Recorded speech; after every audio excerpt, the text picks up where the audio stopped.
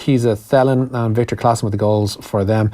The goal back for Turkey coming in the past few moments as well. Well, Scotland, they are 1-0 up at home to Albania. Stephen Naismith has put Alex McLeish's side 1-0 up in the rain at Hampden Park. Keep your text coming in, 53106 for 30 cent. You can tweet us at Off The Ball. We'll be talking to Andy West and Miguel Delaney upcoming because it's time for the football show. The Football Show on Off The Ball. In association with the faster-than-ever Boyle Sports app. Multiples made easy and personalised content on every sport. Download it now. Boyle Sports. Time to play. I'm prepared to do anything I can to play my country again. Do it then. What about your start to the game? It wasn't bad, was it? Why should an honest answer be a mistake? How can a modern day manager not have a mobile phone? Why should he? Yeah, in case you didn't realise it, today petrol was thrown on the dying embers of the fire that involved John Walters, Harry Arter and the Republic of Ireland assistant manager Roy Keane. That because of a leaked WhatsApp voice message which apparently emanated from the voice and the phone of one Stephen Ward, who has since departed the Republic of Ireland squad for his club Burnley, apparently due to a foot injury. He's not involved in the Poland friendly tomorrow night. Martin O'Neill did speak ahead of tomorrow night's friendly, and of course that issue was addressed by the Republic of Ireland manager. So here it is, warts and all, Martin O'Neill addressing the claims and counterclaims about Roy Keane's altercations with a number of members of the Ireland squad.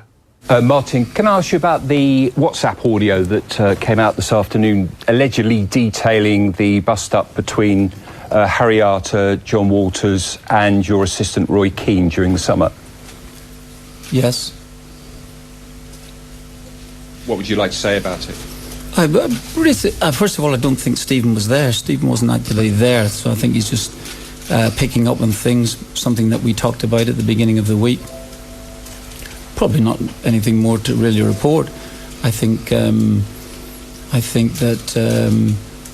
differences of what was said. I think I mentioned that to you before. Definitely, as I said to you. Confrontation obviously with John and confrontation with Harry. John's fine, absolutely fine.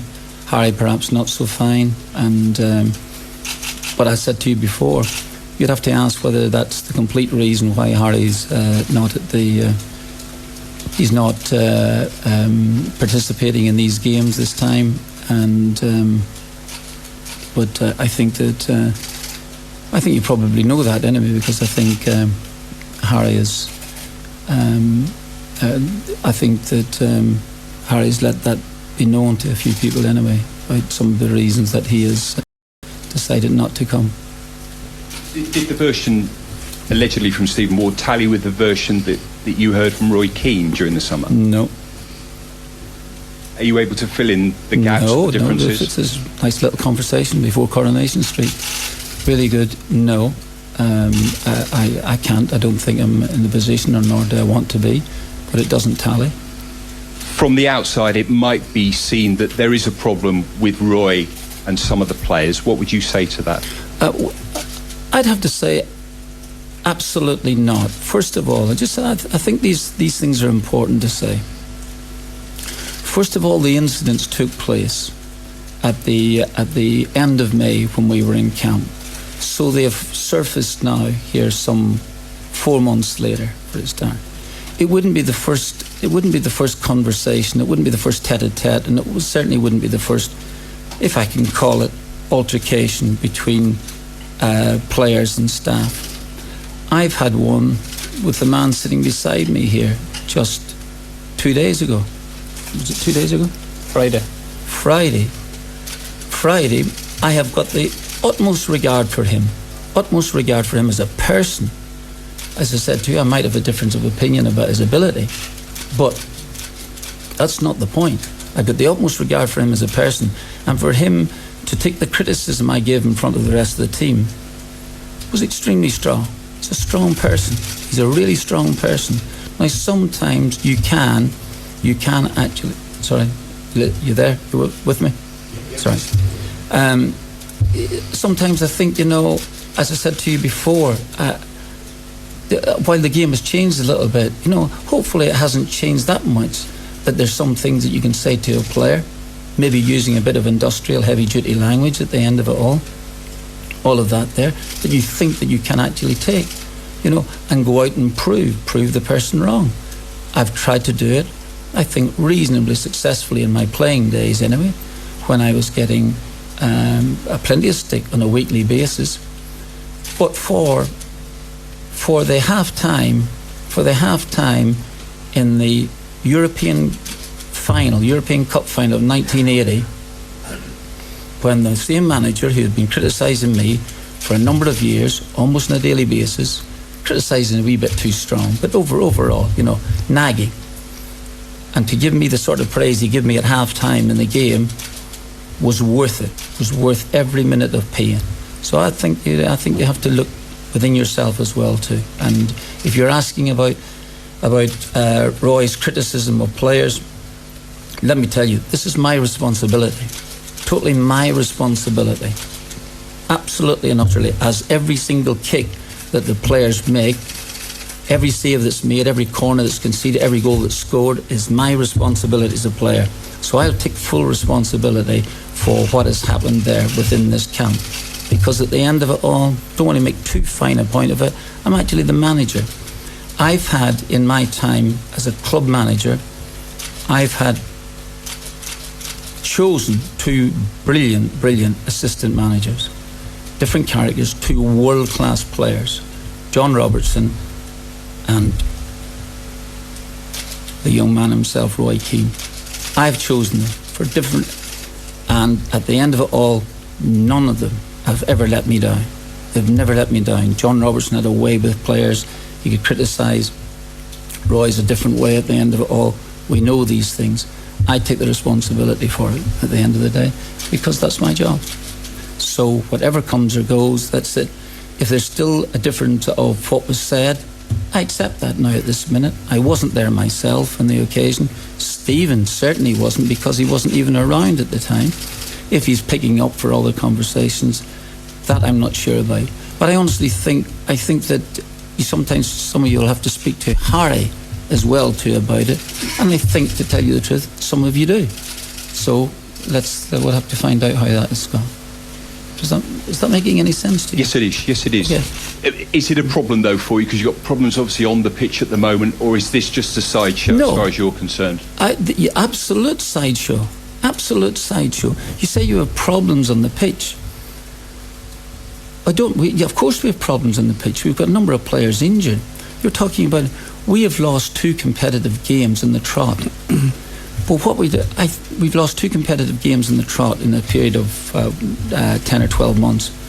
The previous 11 competitive games in the World Cup, we lost 1. We're going through a bit of a stodgy period. We're trying to get young players through at this minute. I've capped innumerable players now at this minute. As I said to you, I've had an issue about this before, whether people deserve the caps or whether we should just see what they're like at this particular level. But overall, I've capped 9 players in the last number of matches at the end that we've had, just to try and get ourselves prepared for this European Championship coming up. So in terms of issues, do you know what? They're absolutely not. These two confrontations took place 4 months ago. As I say, they're surfacing now at the end of it all. Gone through all of that. And you know what? I will be astonished. I'll be astonished if there's not a confrontation now between now and November time. I'll be astonished. If there isn't, I'll start it myself. Thank you. Martin, Roy talked about this before, where he said that, you're probably never 100% fit when you're taking the field or whatever, but have you or Roy or any of your staff ever kind of gone against medical advice and asked the player to perform? The answer is never. Not only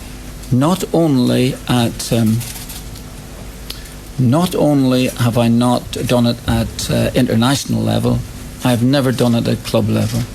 Never gone the advice of a doctor. In fact, I've always erred in the side of what I've tried in the occasion is that when I think somebody has a bit of a sore finger, I think I'll try and convince them to play, that it won't be a major problem. and once or twice at Aston Villa I had one or two who were brilliant footballers, brilliant players, sometimes with an occasional broken nail, and then you had to convince them to play in the game, but once they played they were fine. But in terms of putting people under pressure to play football at medical risk to themselves, after all, at the end of it all, their careers are the most important thing. Never done it. I can say that there without hesitation. Do you feel that players have changed in their character, in their makeup? You know, people talk about how maybe they're not as able to take criticism these days. I think I made this. You and I had this conversation perhaps maybe a week or 10 ago. We might not have touched on that one. We might have done. But I absolutely agree with you. I totally agree with you. He might be an exception at the end of it all. Yeah. I sometimes think the great players can still take a bit of criticism, but I do, in general, if I've seen that change throughout the game, I would say that that's absolutely right. There's no greater example than that there than to say that one of the greatest living managers of all time, Sir Alex Ferguson, had to say that he had to temper things during the course of his time, and he had to keep being successful, and he had to temper things, and some things that he would said in about 1989, he might have had to have a little bit of a think about it, or change the wording a little bit in about 2001. Team morale, though, could be a very fragile thing. Do you feel that team spirit has been affected by this? If you've got players hauling players off other players, that's our management team. No, we were second best in the game, and I think that what happens is that of course, the minute that you lose a football match, and losing them, we lost, and we were well beaten in the game. At the end of it, I think everything then is questioned at the end of it all. But in terms of morale, I couldn't disagree more. And the reason I'm saying this is that in talking of morale in the game, and I think I probably do need to say this or emphasise it again, we could not possibly have reached the Euros. We couldn't have reached the Euros. First of all, we couldn't have performed in the manner in which we did. We couldn't have then gone from 4 seeds to making the playoffs, beaten by Denmark, no doubt. We couldn't have done that there with poor morale in the camp. Not only was it poor morale, we couldn't have done it unless the morale was sky high. The morale is sky high. I would prefer him not to say anything about it at the end of the day, and he's not here as an apologist or here to confirm what I'm saying at the end of it all. Absolutely not. It is not. There's no question of it. And if I really thought about it, I would think, you know what? I better have another look at this. We got beaten in the game. We were second best. It had nothing to do with our morale. Do you feel, though, that these summer rows had anything at all to do with Declan Rice's decision to wait a while before committing? Absolutely not. Again, total and utter confirmation about that. Don't care what anybody says. Absolutely not. Yeah, it's quite clear that Martin O'Neill doesn't care what anybody says. There he is speaking ahead of tomorrow's friendly with Poland. Miguel Delaney joins us on the line to look at that press conference and the details surrounding it, I suppose, more depth. Evening, Miguel. What does this past football, a prick or whatever else? I mean, that's almost to be expected. But I mean, what I suppose was more maybe pointed, maybe even from a story sense, was Keane basically this ironic twist on side pass. Suddenly, he's not accusing Arthur of faking injury or anything like that he bristled at in 2002, but he does basically have an issue with Arthur not playing through pain, as it were. I mean, I suppose what it illustrates most of all, I suppose, is how old-fashioned O'Neill just would touch on it as well, but how old-fashioned their approach is. I mean, the thing that's come up a lot last week are all these kind of endless club stories, and it does just feel as if that's their only response to anything, this kind of school of hard knocks, whereas, you know, the modern player doesn't respond to that in the same way, and here we've only seen a player respond by not wanting to come back to the camp. And I mean, O'Neill went on about having, you know, that they did have spirit for the Euros and they wouldn't have qualified if that had been the case. And I completely obviously true, but the point isn't that they didn't have the Euros. The point is that spirit now. And it does feel like it points to this issue that, you know, any manager or any management team in this case, only their effect on the team is finite. And if they don't change up all the dynamics a little bit, things go stale or the atmosphere changes. And that feels like it's happening there. And they're still trying the same sort of thing, but it's not having the same effect. Off the back of the World Cup cycle that we've just gone through and coming into the new Nations League, European Championship cycle that we're in now, the Ireland squad, we knew after the last set of qualifiers, had lost a number of players. Namely, we'd lost Darryl Murphy, we'd lost Wes Hoolahan to a degree. We've diminished John Walters, who's still at the side. This week alone, we've seen Declan Rice at least withdraw for the time being from the international squad, perhaps defect to England. We've seen Harry Arter, for his own reasons, which obviously were outlined within Stephen Ward's version of events from the summer, take a step back from the squad. And now you'd imagine that Stephen Ward is probably going to find it very difficult to walk back into that squad. So this is an international break with games against Wales and Poland, one of which is a friendly, and we've lost 3 starters from our squad, or perhaps 2, and Harry Arter. It's remarkable. I mean, this management team's approach seems provoking more problems now, and this at a time when we've got the biggest problem of all, when I think it's actually probably fair to say, and even allowing for the players that are missing like Brady and McLeod, that this is probably our worst squad since the early 70s, when Giles was kind of towards the end of his career and Brady hadn't yet come. So we don't even have anything close to them when they were kind of at their end, at their start. So we've never been more desperate for players, and yet the management team seems to be approaching things in a way that is actually making that even more desperate. Like, I understand O'Neill's frustrations with this larger issue surrounding, because this is born of altercations that happened between Keane and Walters and Arter in the summer. So as he figured it, they were put to bed at that time. He again addressed them just before this get together, and it seems that they were put to bed at that time. Ward's unfortunately leaked voice message has just poured petrol on everything and just made everyone's eyes go back to the summer and wonder what was going on during the build to essentially 3 friendlies. Hello, Miguel. We appear to have lost Miguel there for the time being. We'll try and get him back on in the time being. But as I say, Stephen Ward, he's dropped away from the squad now. He says with a foot injury, but you'd imagine it's going to be pretty difficult to get him back in there. Harry Arter taking a step back for his own reasons as well. But as I was saying, Miguel, like you can understand O'Neill's frustrations in this, and that he thought the whole issue was put to bed back in the summer. Now Miguel is gone. We tried to get him back there as best we could, but there we go. Martin O'Neill speaking today about the situation surrounding Harry Arter, the Republic of Ireland squad, Roy Keane and all of that, and it's easy to get lost in the mire that there is a game coming up tomorrow evening against Poland in Wrocław. We'll keep you updated on that one throughout the course of tomorrow night's show. Now, all this week we've teamed up with Subway, lead sponsor of the NFL London Games, for your chance to win a brilliant prize. We want to send you to see the Tennessee Titans take on the LA Chargers on October 21st in Wembley, and we'll sort you out with €500 to cover travel and accommodation as well. To be in the chance of winning, just tell us where the reigning Super Bowl champions, the Philadelphia Eagles, play their home games.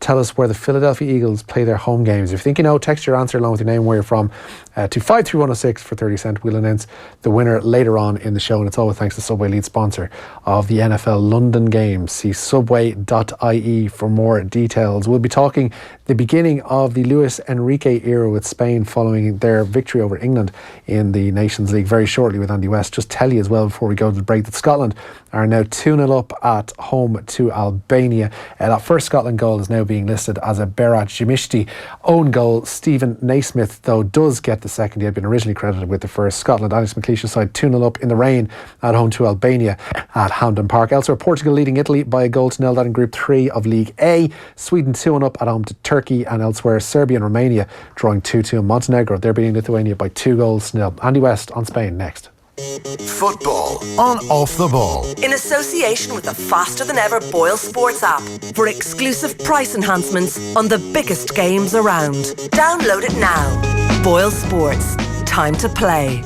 The Pat Kenny Show. On tomorrow's programme, as well as all the breaking news, can anything stop the rise of the far right across Europe? We talk to Professor Luke O'Neill about his book Humanology. Jess Kelly is here with some new phones and she'll take all your tech questions. The Pat Kenny Show. With MasterCard. Tomorrow morning at 9. On News Talk. If this was tennis, you'd be watching the greats go for a Grand Slam with a glass in your hand. If this was a Grand Prix, you'd be watching amazing machines whiz by. And if this was rugby, you'd be among thousands watching the best teams on earth battle it out. Longines Irish Champions Weekend is that big. Be at one of the world's finest horse racing events on Irish soil. 15th and 16th of September, Leopardstown and the Curragh. Visit irishchampionsweekend.ie. Get online before you get away. Get your travel insurance with chill.ie today. Chill Insurance Limited, trading as Chill Insurance, is regulated by the Central Bank of Ireland. A business needs to be creative to stay ahead of the game. And creative brains need space to think. Give them space. Think better. But let's do it with a little style. Castleknock means business. Discover more at castleknockhotel.com. Imagine a free festival in the heart of the city, celebrating all of the colour of Dublin's new cultures. Now picture yourself in Smithfield Square at Dublin International, enjoying live music and cultural performances, kids and teen zones, workshops and exhibitions, plus delicious food from around the world. Dublin International, Saturday, September 15 from 2 to 8 p.m. in Smithfield Square. Proudly sponsored by Dublin City Council and the Arts Council. See Blue Fire Dublin on Facebook and bluefirestreetfest.ie. Off the ball. This is News Talk. Welcome back to the show. Reliably informed that Miguel Delaney rejoins us on the line. Miguel, picking up where we left off, you can understand O'Neill's frustrations with all of this, given the fact that he thought these issues were put to bed back in the summer. But where they put to bed? Because, I mean, the first we really got an inkling, well, it had been kind of rumbling around for a bit. It only came to light, before these fixtures when the squad was announced, and O'Neill volunteered the story himself. And we're paying the price for it now, given that we lack a Premier League midfielder. So it hasn't really been put to bed in the summer. I mean, it's if anything, it's just he's allowed it just to come out now, and so it's quite. I mean, that's quite an odd view from O'Neill in that sense. Where do you see the logic in that then? And the logic in terms of how he sees it. In him bringing it back up. Well, I assume at the time he kind of did it maybe to deflect from the Declan Rice story, but now this has become an even bigger story. And even if there was no connection between the Declan Rice story and the Arthur story initially, they're going to feed into the same bigger problem now, that the squad is increasingly short on any kind of quality. He touched on it there in his press conference, and it's something he did the other day I noticed as well. It's that he brings up these mentions of altercations and the fractious nature of the squad, and now you like that bit of frisson around the training pitch. He pointed towards an argument with David Myler from 2 days ago, from Friday, that Myler corrected him even in saying, like, it's a bizarre scenario that you're going, oh well, forget about that altercation, this other one was fine. I know, yeah. As if, well, I suppose he's just trying to normalise, isn't it? And maybe to him it is normal, given how often we hear these Brian Clough stories and the old way of doing things. And, you know, it is hard not to keep now. The one Clough quote, or the one quote relating to Clough that actually feels relevant now, is the Muhammad Ali one. Clough, I've had enough. Because at this point, Jesus, you know, it's just they're really getting tedious. And again, I think, as Dion Fanning mentioned in his piece there last week, I mean, he's essentially explaining to players now stories from 40 years ago. So if he was to do that when he was actually winning these European Cups with Brian Clough, it would have been stories from the 1930s. The game has changed. The game unquestionably has moved on, and it struck me earlier on that when he's mentioning a halftime team talk from the 1980 European Cup final, that's 38 years ago, which is incredible. And on top of that as well, it's something I mentioned to Kieran Cunningham earlier in the show. If both Keane and O'Neill are trading Clough stories, O'Neill is talking about a manager, albeit with his unique approach to things back in 1979, 1980, that was winning trophies, winning leagues, winning the European Cup. Roy Keane came into the side under a failing Brian Clough and, let's be honest, a barely functioning alcoholic at that stage, and who wasn't necessarily someone who you want to hold up as the totemistic ideal of a manager. Yeah, that's exactly it. I mean, look at even a wider perspective and in a wider sense. I mean, the last few years I've already seen this debate about as a manager as recent as Mourinho over whether he can handle the quote unquote millennial players, and I do think there's a lot of truth in it. I don't think he can get a reaction out of them. So to go, I mean, the Irish situation almost goes back even further. It harks back to a manager who, the assistant, has openly admitted once punched him in the stomach to get a reaction. That's not going to fly with Kevin De Bruyne, and people might kind of grate at the way Guardiola says guys and all this sort of thing, and the gregarious Klopp approach. But that is the way you get a response out of modern players now. The old aggressive, I mean, it just doesn't fly anymore. And I've seen a few people mention today, and I think there's a grain of truth in this. It's almost like a football dressing room like that. It's one of the last areas where this kind of almost industrial bullying, which for many people is what it would amount to, is normal. Although, as we can see with the response of so many modern players, maybe it's finally starting to change. What do you reckon will be the tipping point for this Ireland squad? If it hasn't happened already, presuming. I would have thought it happened already, except we've had a habit to what we basically, we're not quite, to be honest, we're not quite modern enough in these situations. And people mightn't like to hear it, but we're not quite ruthless enough. Because it has always felt, with basically every single manager other than Brian Kerr, that we have, or the FAI has acted very, very slowly and allowed a situation to go on past the point of effectiveness. So it's always felt like every manager has had one zombie campaign where it's all kind of pointless because their effectiveness run out. It happened with Hand, he probably should have gone before. Charlton should have probably gone after 94, and which that ended so badly at the end of 1995 with all those defeats. Mick McCarthy probably should have gone after 2002, although fair enough, there was obviously so many mitigating circumstances there. And Trapp should have gone after Euro 2012. And it now feels the same, that, I mean, a 5-1 defeat to Denmark, that really should have been the end of maybe this regime, because it did seem at the time something was broken. And it is even, I mean, for anyone that's kind of, suppose, thinks this is, the new way of looking at things, and it's a shame we don't give people time anymore. I don't know whether that stands up, because if you look at basically any other country, or most other European countries, and the way they'll deal with managers, I mean, I think the lifespan of international managers is usually only one cycle, or at best two, which is, I suppose, one European Championships, one World Cup, and then there's a natural acceptance. Well, okay, we'll try something else, because there has to be some sort of difference. So I think we're one of the few countries, bar those where you have a kind of a Yogi Löw situation, but we're one of the few countries that allows these things to go on so long and to develop into these, as I said, zombie campaigns. And it's impossible not to think this could be a zombie campaign. I mean, I'm at the moment, I'm quite fearful of 3 or 4 bad defeats in this Nations League. And on that cheery note, Miguel will let you go for once and for all tonight. Miguel Delaney, thanks so much for taking time out to speak to us tonight on The Football Show. We will be speaking to Andy West about the change in Spain next.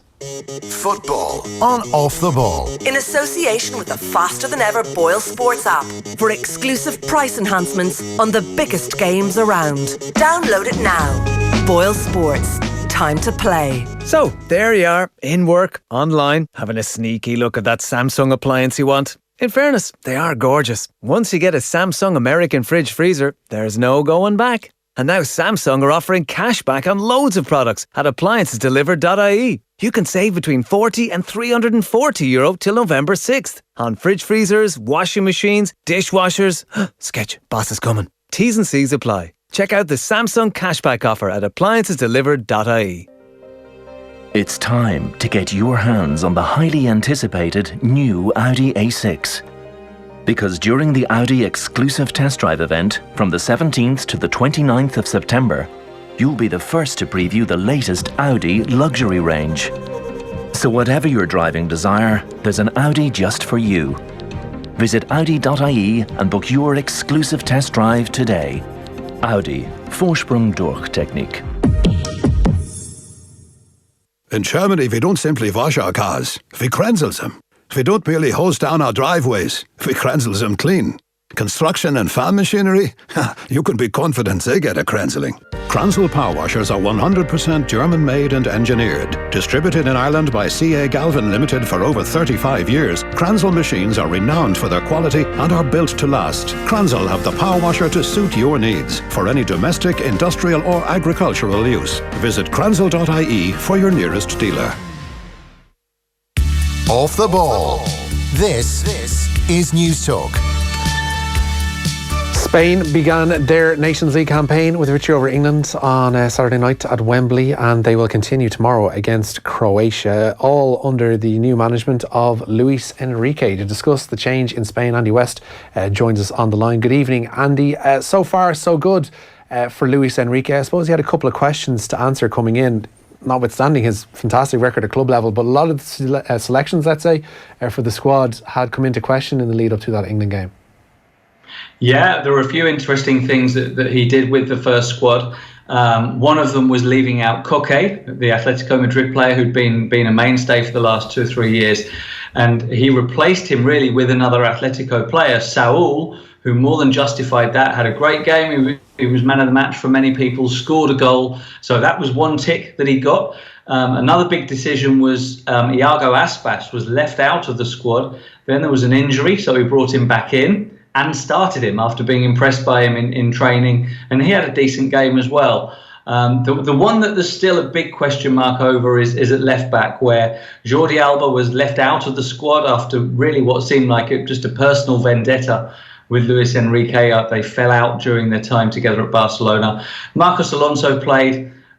He was okay, but really I don't think there's many people who think Alba should not even be in the squad. If you're not going to start him, okay, you can make an argument for that. Alonso's bigger, more physical defensively, but Alba's got to be in that squad. What's the genesis of the issue between Jordi Alba and Luis Enrique? Well, it goes back to the last season at Barcelona, where Luis Enrique was experimenting with a few different formations, and one of those that he tried was a 3-5-2 with wing backs. And when he got Neymar available for the left-hand side, he was playing. So Jordi Alba couldn't get in the team, and he had a fair few weeks not playing and didn't take that at all well. And really, that was the start of it all. And he's a spiky character as well, Jordi Alba, as is Luis Enrique. Neither of them are going to back down. So it really degenerated from that and hasn't really recovered yet. But he's shown Luis Enrique, I think, with this decision to leave him out, I'm in charge. You want to play for me, I'm going to be in charge. Yeah, even some of the players around the squad, Alvaro Morata in particular, is one of those ones who, said Alba's a great guy to have around the squad. He seems, the kind of personality lends itself to a squad type scenario. For a player like that, of that quality to be left out, you want the replacement to, I suppose, perform just as well. And it's kind of good that he has a Marcos Alonso who's performing so well, both for Chelsea and now it seems for Spain too. Yeah, I thought it was okay. I think he's nowhere near as dynamic going forward as Alba is. He hasn't got the same pace. And he did get caught out for England's goal as well. So I thought he had an okay game. But I still think in due course, Alba will get back in. I'm sure he will. It's just, I think, a bit of a flexing of the muscles from Luis Enrique, who has shown, as I mentioned with Iago Aspas, that he's willing to admit a mistake, as he did actually openly today. He had his press conference looking ahead to the Croatia game tomorrow. And he said, I made a mistake with Aspas. I left him out of the squad. Then I brought him in with the injury, and he really impressed me, and he did really well. I've made a mistake. So he is big enough to admit those errors, and I think he'll do that with Alba. I'm not envisaging a massive crash in form from Jordi Alba, but I'd imagine what's going to be key for him now, if he's going to work his way back into the good graces of Luis Enrique, is that he keeps his gob shut and doesn't say much and doesn't basically give out and say it's a disgrace that I'm not in this squad, etc. Yeah, and he didn't really make a very good start with that. Just after the squad was announced, the last games before the international break, Barca played Huesca 1-8-2. He had a very good game. He scored, and he blew a kiss to the camera with his hands over his eyes. And he said afterwards it was a message to his son. It didn't look like it. I think we all know who it was really to, and that's not good. That was just silly, and that's the kind of thing he'll do. Though he's very spiky, and as you say, he just needs to keep a lid on it. And if he wants to play, just play. How was the performance against England received generally back in Spain? Really well, yeah, very well. With a win away from home, England are respected in Spain. Probably more than their performances over the last few years have deserved, because the Premier League is so well watched, as it is everywhere, obviously. And winning at Wembley in particular, after going behind, coming back, Marca said it was the best possible start to the Luis Enrique era. Couldn't have started any better, they said. So yeah, it was very well received. The performances all round, was there much question over the England goal? Because David De Gea goes up for that ball, he's got Danny Welbeck essentially kind of passively backing into him, if that's not a contradiction in terms, and ends up scoring. Is there a worry? Because I know there was talk that, you know, perhaps Kepa could be given a run as goalkeeper, and there would be, you'd imagine, a feeling out process from Luis Enrique, particularly with these Nations League games, that he's going to feel out certain members of his squad and see who can perform roles for him.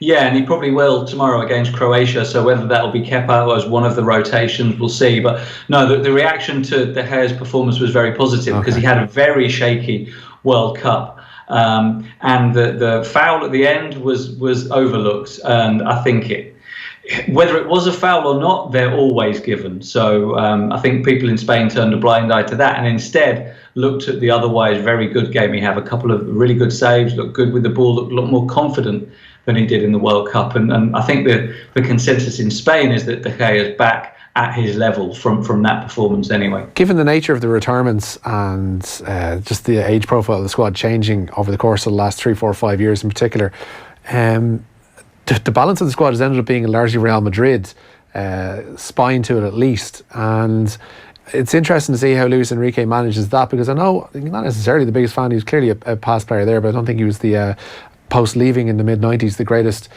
former Madrid man. Managing that balance and keeping things on the up and up, is that something that he's going to be well able for? Is it something that he's going to find difficult to manage? I know once everybody, it seems, gets together with Spain now, that it's the one core message, the one core focus, but it's something that he'll probably have to keep on top of, and a lot of people will be keeping tabs of. People will be keeping tabs of it. People will be looking at the bias he has towards one of the two clubs. People will be talking about it. He will not care less. He's not the kind of person to indulge in that kind of side issue. As far as he will see it, who do I want in my team? Who do they play for? I couldn't care less. He won't indulge in that whatsoever. But I think he did show straight away that that's going to be the case by only having one Barcelona player. I mean, that's partly natural. Piqué, Iniesta have retired. Jordi Alba he left out. There's not that many Spain players in the Barcelona team anymore that are eligible for Spain anyway. And selecting so many Real Madrid players, I think he'll be his own man. That's something he's going to do throughout. He's not going to bow to the public. He's certainly not going to bow to the media. He'll do what he wants, and irrespective of who they play for. Yeah. Is there going to be much of an evolution style-wise under Luis Enrique for Spain? That's the thinking, yeah, that he will try to take them on in the same way that he did Barcelona, who were really a bit lost when he took over. It was 2014. They'd had a bad season under Tata Martino, who never looked convincing as Barcelona coach. And it was really the end of tiki-taka. That system was dead, and they needed a shot in the arm. He gave them a more direct approach. Everyone will remember he basically built the team around the MSN, the front three, Messi, Suarez, Neymar, and that meant getting the ball forward to them as quickly as possible. Whereas previously they'd built up through the midfield, possession, patient passing based around Xavi. It became then get the ball forward, a lot more diagonal, quick attacks, and get it to the front three. That's pretty much the same issue that Spain are facing after the World Cup, where they absolutely dominated that game against Russia, but couldn't create chances. It was sterile domination, no penetration. It's the same challenge that he faced at Barca that he faces now. Obviously, he doesn't have Messi or Suarez or Neymar, so that's his challenge, but he's going to try and go about it in the same way. Do we know what the personal reasons are behind Diego Costa's absence, or am I missing something there? No, he's involved. He's just through injury. He'll be back in the reckoning. Yeah, because I'm just wondering, does he fit into that style of play for Enrique then? He could well do. He could be, and it's always been a dilemma ever since he got the international call for Spain in the first place. Where does he fit in? Because he's so different from that passing style of play. He's maybe one who can benefit from the directness that they'll have under Luis Enrique. But I think a player that's going to become more important, mentioned him already, is Saul, who's young but not so young. He's got 3 or 4 years experience now. He's so versatile. He can play anywhere in midfield, and he's powerful. He's direct. He attacks the penalty area. And he's really the man in Spain at the moment under the spotlight, having had a really good game, having not played at all in the World Cup, and especially with tomorrow's game against Croatia. It's a really nice story, actually. It's being played in Elche, the town near Alicante, which was where he's from. It's where his dad was from. His dad played for the club for 10 years. His 2 brothers played for the club, and now he's going home there to play for Spain for the first time as really an important player in the team. Yeah. If he gets in, it might be rotations. Struck me, as limited as my knowledge might be, that he wasn't involved more, being slightly overlooked by Hierro during the World Cup. Looking ahead to that game with Croatia, I mean, it's kind of interesting to gauge around Europe. You don't want to enter into a Europa League kind of territory whereby some countries are taking the competition more seriously than others. How seriously is the Nations League being taken back in Spain? I think they, irrespective of whether it was the Nations League, this new format, I think these 2 games are very important for the sake of self-esteem. They've been so used over the last decade to being the top dogs or close to in Europe and the world. And that's come under question now for the first time, really, that they people say, can that style still work? Are Spain on their way down? They've lost key players like Iniesta, Silva, Piqué. They've got a new manager. How successful are they going to be? So I think it's very important for them, probably forgetting that it's a new tournament, which obviously in due course they'll want to go and win. But the fact that they're playing strong opposition, World Cup semi-finalists, World Cup finalists, they've beaten one of them already away. They'll want to beat Croatia. They'll be taking it seriously to really make a mark, make a statement to the rest of the world. Yeah, and tomorrow, to be fair, looks like it has the makings of a belting game anyway. Yeah, it should be. And obviously Modric and Rakitic, both very well-known players in Spain, having done so well for Barca and Real Madrid. Although it was interesting, Luis Enrique asked today, is Modric the best player in the world? He was obviously ranked in the top 3 for the FIFA award. And Luis Enrique said, no, it's Leo Messi. Of course he's going to say that, former Barcelona coach. Yeah. It's an interesting time for Spanish football and the national team in particular. Andy West, thanks so much for taking time out to speak to us tonight. We look forward to that game with Croatia. It might be slightly more entertaining than Ireland-Poland. We'll put it that way. Well, I think it could be a game that both teams will want to attack, whereas Croatia won't want to lose the momentum they've got from the World Cup as well. So, yeah, it should be a good one. Exactly. Andy West, thanks so much for speaking to us tonight. We'll have more after this. Off the ball on News Talk. So, there you are, in work, online, having a sneaky look at that Samsung appliance you want. In fairness, they are gorgeous. Once you get a Samsung American fridge freezer, there's no going back. And now Samsung are offering cash back on loads of products at appliancesdelivered.ie. You can save between €40 and €340 till November 6th on fridge freezers, washing machines, dishwashers. Sketch, boss is coming. T's and C's apply. Check out the Samsung cashback offer at appliancesdelivered.ie. Retreat to the luxury of a beautifully restored country manor, Cahernan House Hotel Killarney. Following a €6 million renovation programme, Cahernan is one of Ireland's best kept secrets, with stunning views over the mountains and national park. Take to the outdoors to explore the breathtaking sights of Kerry. Savour an exquisite dinner in the 2AA Rosette Herbert restaurant, or enjoy casual dining in the Cellar Bar. Prices from €94.50 per person sharing for one night B&B with dinner included. Visit Cahernan.com. Some jobs need a master, a mortgage master, with dedication, focus, and expertise. If you need results, you need someone with decades of know-how, with no distractions, no time wasting, and no faffing around. Not a jack of all trades, but the master of one. For a job as important as your mortgage, that's EBS, the Mortgage Masters. Search EBS Mortgage Masters to find out more. Lending criteria, terms, and conditions will apply. EBS DAC is regulated by the Central Bank of Ireland. Hi there, welcome to Burger King. How are you? I'm proper hungry. What have you got on this 2 for €6 deal? How about Burger King's new long seasoned chicken sandwich?